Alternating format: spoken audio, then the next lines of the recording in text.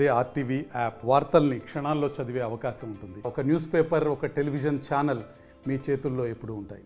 సర్పంచులు ఖర్చు పెట్టిన డబ్బులు, ప్రతి పనికి వినియోగించిన డబ్బులు మాకు పూర్తిగా రాక సర్పంచులు చాలా ఇబ్బందులు పడుతున్నారు.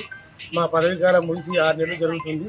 కాబట్టి ఏ ప్రభుత్వం సరే ప్రభుత్వానికి అన్ని ప్రభుత్వాలకు మేము అనుకూలంగా ఉంటాం.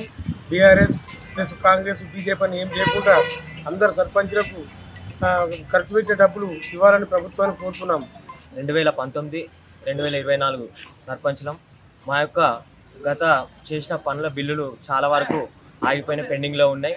ఈ ప్రభుత్వం వచ్చి 8 నెలలు కావస్తుంది. ఇప్పటికి కూడా మా యొక్క బిల్లులు చెల్లించకపోవడం మాకు బాధాకరం.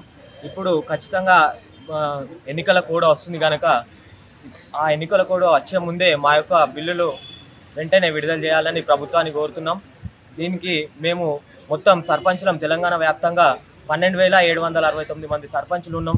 ఆ యొక్క సర్పంచ్ ప్రతి ఒక్కరికి బిల్లు అయిపోయినా కనుక ప్రభుత్వం వెంటనే చర్య తీసుకొని ఈ యొక్క బిల్లును వెంటనే విడుదల చేస్తే మాకు ఎంతన్నా ఆదుకున్నట్టు అవుతుంది. కావున ప్రతి ఒక్కరు అప్పులు చేసి గ్రామాన్ని అభివృద్ధి చేసినాం కనుక వెంటనే ఈ ప్రభుత్వం చర్యలు తీసుకొని ఈ యొక్క బిల్లును వెంటనే విడుదల చేయాలని మా యొక్క డిమాండ్.